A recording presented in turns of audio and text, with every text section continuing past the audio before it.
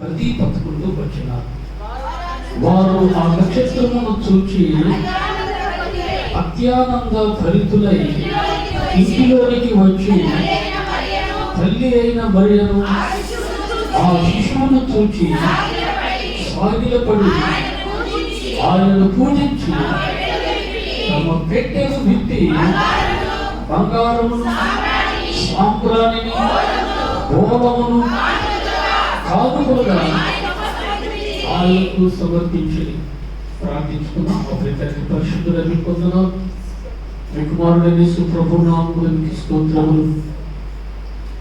లేఖనముల ద్వారా మిమ్మల్ని పూజించి ఆరాధించుటకు మాకు మీ కృపను ప్రసాదించమని యేసు ప్రభు నామమున ప్రార్థించి స్తుతించి అడిగి వేడుకుంటున్నాము తండ్రి.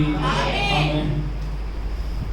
యేసుక్రీస్తు ప్రభువారు 2000 సంవత్సరాల క్రితం ఈ భూమి మీద జన్మించినప్పుడు నక్షత్రమును చూచి ఆ ప్రభు దగ్గరికి వచ్చినటువంటి ఆ తూర్పు దిక్కున ఉన్నటువంటి జ్ఞానులు ఆయనకు 3 వస్తువులను కానుకలుగా సమర్పించారు. అందులో మొట్టమొదటి వస్తువు బంగారు, రెండవదిగా సాంబ్రాణి, మూడవదిగా బోలం. ఈ 3 వస్తువులను ఆయనకు కానుకలుగా సమర్పించి ఆయనను పూజించినట్టుగా మత్తయి సువార్త 2వ అధ్యాయము 10-11 వచనాలలో రాయబడి ఉంటున్నది. పిల్లరా, ఇక్కడ చెప్పబడుతున్నటువంటి ఈ మాటలో లేక ఈ లేఖనాలలో మొట్టమొదటి మాట బంగారు. ఈ బంగారు అనేటువంటి ఈ మాటను మనం గత వారము జ్ఞాపకం చేసుకున్నాం. యేసు ప్రభు దేవుడు, ఆయన మహాదేవుడు, ఆయన సర్వాధికారి అయినటువంటి దేవుడు, ఆయన గొప్ప దేవుడు అన్నటువంటి 3 విషయాలను గత ఆదివారం నాడు మనం గుర్తు చేసుకున్నాం. ఆయన దేవుడు అని గుర్తించి లోహాలన్నిటికంటే ప్రాముఖ్యమైన ప్రశస్తమైనటువంటి లోహము బంగారు కనుక ఆ బంగారును ఆ శిశువైనటువంటి ప్రభువుకు వారు కానుకగా సమర్పించినట్టుగా గత వారం ఆదివారం మనం జ్ఞాపకం చేసుకున్నాం. ఇక రెండవదిగా సాంబ్రాణి. ఈ సాంబ్రాణిని వారు ప్రభువుకు కానుకగా సమర్పించారు. మనకు బైబిల్లో నిబంధన మందస్సు దగ్గర అయితేనేమి, లేక ప్రత్యక్షపు గుడారములో పరిశుద్ధ స్థలములో అయితేనేమి, వారు కొన్ని సుగంధ సంభారమైనటువంటి వస్తువులను సమర్పించినట్టుగా, వాటిని ఉపయోగించినట్టుగా నిర్గమకాండములో, లేవికాండములో ఆ విషయాలు మనకు రాయబడి ఉంటున్నాయి. ఆ తర్వాత మరి అత్తరు జటామాంస అయితేనేమి, మరి గోళం అయితేనేమి, ఇవన్నీ కూడా వారు మరి ప్రత్యక్షపు గుడారంలో వారు సమర్పిస్తూ ఉండేవారు. తోపం వేసేటప్పుడు లేక ఇంకా మామూలుగా వారు సమర్పించుకునే ఆ సమయాల్లో. అందులో సాంబ్రాణి కూడా ఒక ప్రాముఖ్యమైనటువంటి సుగంధం. ఈ సాంబ్రాణి మనకందరికీ తెలుసు. మనందరి గృహాలలో ఈ సాంబ్రాణి మనం ఉపయోగిస్తూ ఉండడం మనకందరికీ కూడా అనుభవమే. ఈ సాంబ్రాణి గురించి మనం ఒకసారి ఆలోచన చేస్తే ఇది ఎంతో మంచి పరిమళ వాసనను ఈ సాంబ్రాణి మనకు అందిస్తూ ఉంటున్నది. ఈ పరిమళ వాసన ఎలాగ వస్తుంది అని మనం లేఖనాల్లో చూస్తే, యేసుక్రీస్తు ప్రభువారు మన కొరకు తాను దేవునికి అర్పణగా బలిగా అర్పించుకున్నాడని ఎఫెసీ పత్రిక 5వ అధ్యాయము 2వ వచనంలో రాయబడి ఉంది. అలాగా ఆయన బలిగా అర్పించుకున్నటువంటి కారణాన పరిమళ వాసన అన్నటువంటిది సర్వలోకానికి, ఆ తర్వాత పరలోకములో ఉన్నటువంటి ఆ పరలోకపు తండ్రికి, మరి ఆ సమస్త దూతలకు ఆ యొక్క మరి పరిమళ వాసన అనేటువంటిది అందజేయబడింది అన్నటువంటి మాట ఎఫెసీ పత్రిక 5వ అధ్యాయము 2వ వచనంలో ఆ మాట రాయబడి ఉంటున్నది. ఆ మాట మనం చదువుకున్నాం. క్రీస్తు మిమ్మును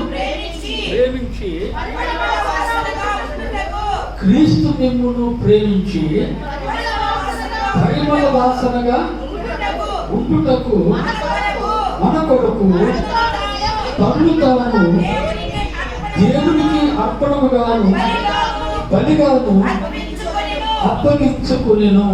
అలాగునే మీరును ప్రేమ కలిగి నడుచుకునుడి. ఈ మాటలు మనం ఇక్కడ వాక్యంలో లేఖనాల్లో చూసినప్పుడు ఆ అర్పణగా బలిగా యేసు ప్రభు తన్ను తాను అప్పగించుకున్నాడు. ఎవరి కోసము? మన కోసం. ఎవరికి అర్పించుకున్నాడు? దేవునికి అర్పించుకున్నాడు. పిల్లరా, అలాగ అర్పించుకున్నప్పుడు ఏమి అక్కడ జరిగింది అని అంటే, పరిమళ వాసన అనేటువంటిది సర్వలోకానికి పరలోకానికి కూడా ఆ వాసన అందచేయబడింది. క్రీస్తు మిమ్మును ప్రేమించి పరిమళ వాసనగా ఉండుటకు అని మనం ఇక్కడ ఎఫెసీ పత్రిక 5వ అధ్యాయము 2వ వచనాన్ని మనం చదువుకుంటూ ఉంటున్నాం. గమనించండి, అలాగా యేసుక్రీస్తు ప్రభువు ఈ భూమి మీద ఉన్నటువంటి మానవాళిని ప్రేమించి ఈ మరి సకల లోకములో ఉన్నటువంటి ప్రజలను ఆయన వారి పాపము నుండి రక్షించుటకు తన్ను తాను అర్పణగా బలిగా సిలువలో ఆయన నలుగుగొట్టబడి, మొత్తబడి, బాధింపబడి, శ్రమపడి, మహావేదనతో ఆ కఠినమైన ఆ శాపగ్రస్తమైనటువంటి మరణాన్ని ఆయన భరించినట్లుగా పరిశుద్ధ గ్రంథంలో గలతీ పత్రిక 3:14లో మన కోసం ఆయన శాపముగా మారాడు, శాపముగా చేయబడ్డాడు అన్నటువంటి మాట అక్కడ రాయబడింది. క్రీస్తు మన కోసం శాపమై అన్నటువంటి మాట అక్కడ రాయబడింది. అదే విధముగా 2వ కొరింథీ పత్రిక 5వ అధ్యాయము 21వ వచనంలో ఆయన పాపమెరుగని ఆయన మన కోసం పాపముగా చేయబడ్డాడు. అంటే మన పాపాలన్నీ కూడా యోహాను సువార్త 1వ అధ్యాయము 29వ వచనం ప్రకారముగా మన పాపాలన్నీ యేసు ప్రభువు మీద మోపబడినప్పుడు, ఇదిగో లోక పాపములను మోసుకుంటూ దేవుని గొర్రెపిల్ల అన్నాడు బాప్తిస్మిచ్చి యోహాను. యోహాను సువార్త 1వ అధ్యాయం 29వ వచనములో మన పాపాలన్నీ ఆయనపై పడినప్పుడు ఆ పరిశుద్ధుడు మరి పాపముగా కనపడ్డాడే కానీ ఆయన పాపం చేయలేదు. మన పాపాలు ఆయనను పాపముగా కనబడేటట్టుగా చేశాయి.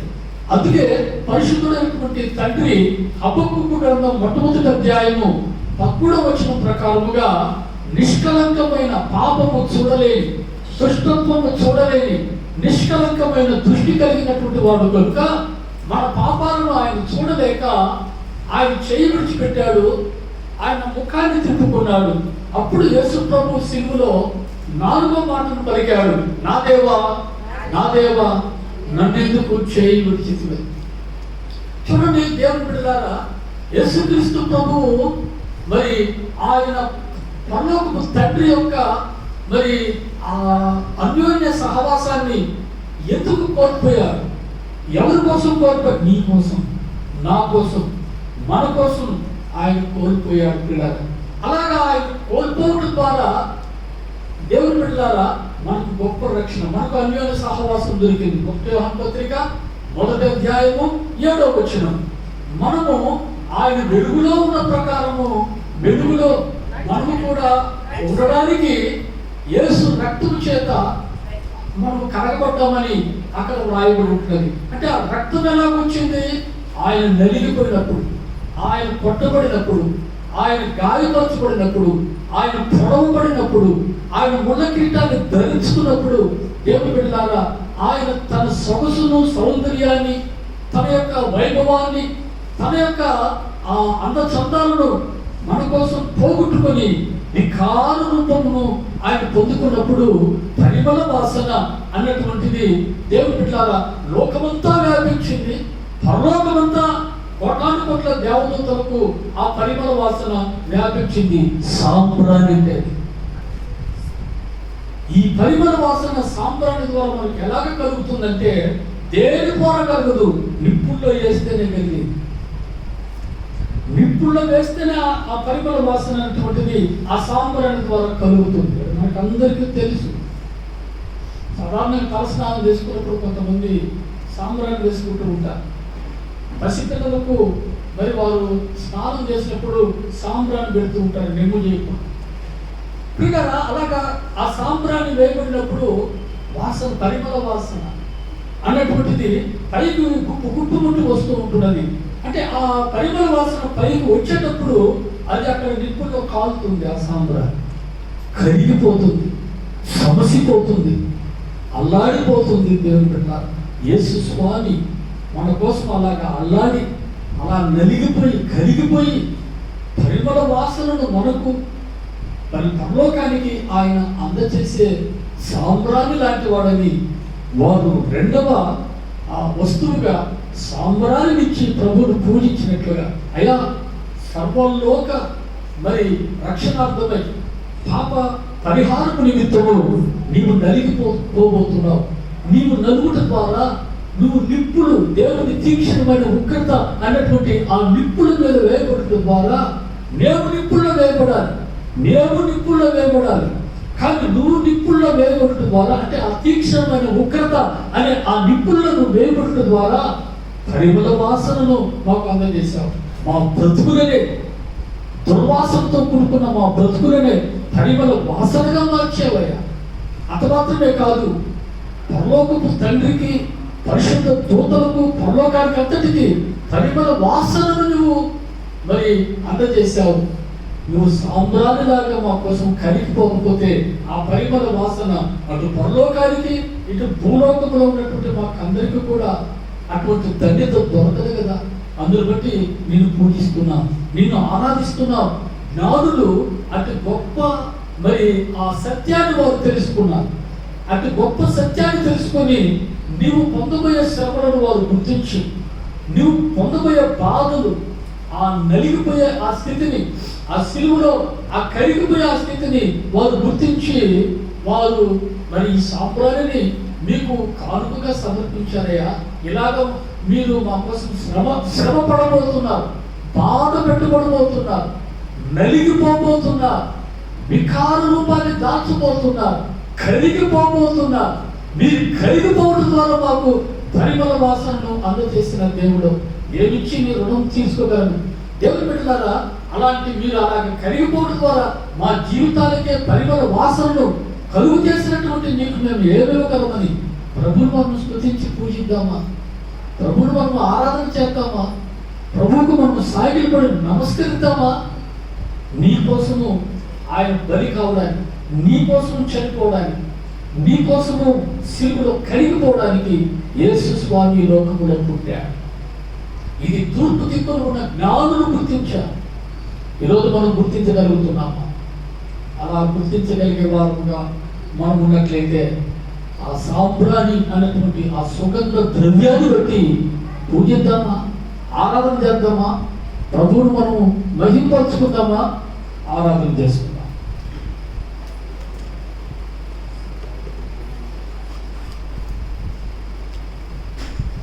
నా ప్రియమైన పరలోకపు తండ్రి, పరిశుద్ధుడా మీకు వందనాలు.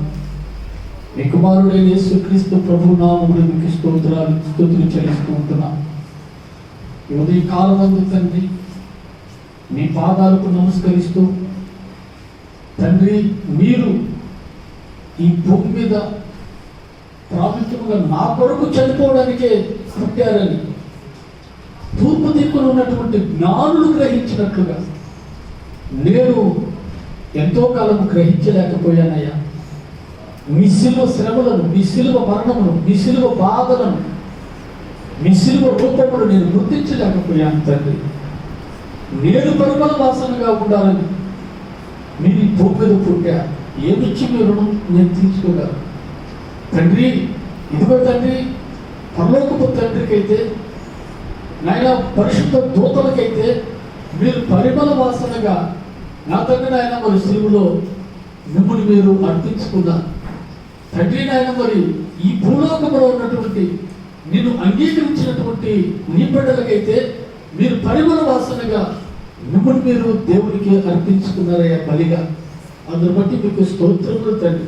మీ త్యాగం, మీ యాగం, మీ మరణం, మీ శ్రమలను నేను ఎలా కొనియాడి నన్ను పూజించగలుగుతాను. ఇదిగో నేను ప్రాముఖ్యంగా ఈ ఉదయ కాలమున నా మటుకు నేను నాయన నా తండ్రి నీ సిలువను గుర్తు చేసుకోవడానికి, ధ్యానించడానికి ఇచ్చిన దరిద్రను బట్టి ఇదిగో నా స్తుతి, ఆరాధన విరిగి నరిగిన హృదయంతో నా రక్షణ పాత్రను చేతపరుచుకొని యేసుక్రీస్తు ప్రభు నామమున నీకే సమర్పించుకుంటున్నాను తండ్రి. ఆమేన్.